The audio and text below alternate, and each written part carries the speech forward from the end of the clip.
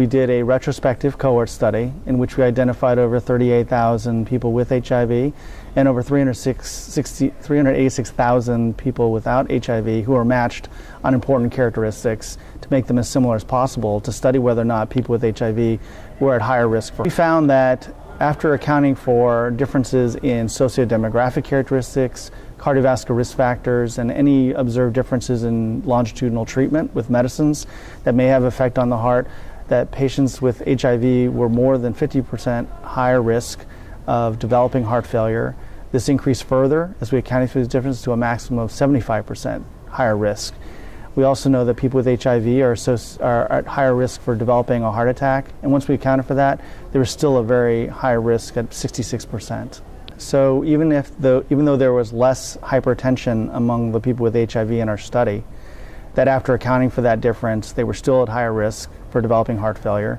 We also looked at the treatment of other major cardiovascular risk factors, including ischemic heart disease, and that did not fully explain the observed risk, as well as diabetes, cholesterol problems, smoking, as well as obesity. So there are several potential mechanisms that might be involved that we hope to learn more about in the future. First, there is a suggestion that HIV itself could directly impact cardiac cells and cause damage directly, leading to early cell death as well as to fibrosis. There are also potential mechanisms involving the immune system, immunosuppression, as well as inflammation that may do the same. And thirdly is that when there's immunosuppression, there's exposure to cardiac viruses that could cause a myocarditis, as well as other kinds of infectious agents that ultimately, again, may lead to fibrosis, impaired relaxation of the heart, and ultimately to clinical cardiac failure. Of the existing literature, even people with HIV who are well treated on currently available state-of-the-art treatment appear to still be susceptible to exposure to either viruses or to have had them before they were diagnosed.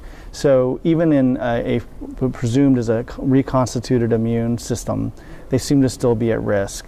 And these are very common viruses. Coxsackie virus, a few others, are just very common in the population.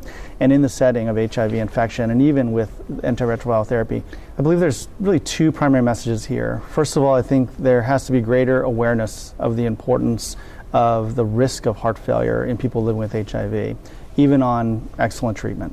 And that means paying attention to potential symptoms.